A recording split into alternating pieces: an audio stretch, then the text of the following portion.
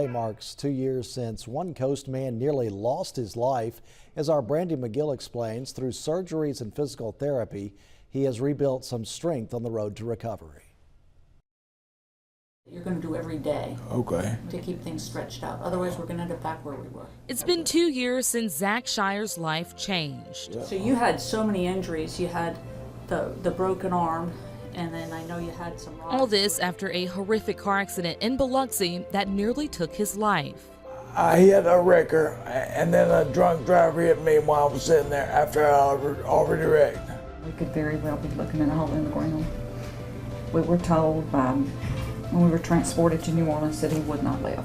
Zach's mom, Alicia Shower, says her son was in a coma for 52 days and has undergone countless surgeries. You couldn't foresee it being that bad. You're thinking a fender bender, but it took him 45 minutes to cut him out. You can't foresee it. Eventually earning the name Miracle Man. The tendency for the feet to start to come back again. At some point in New Orleans, they were hospice was coming to see him. Hospice for the hospital, palliative care, and he just meant, he's died on me 4 times, one time for 10 minutes, and it just meant he wanted to stay around a while.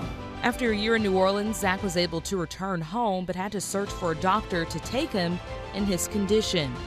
After looking through his medical history, Dr. Judy Smith with Memorial Physicians Clinic took him in.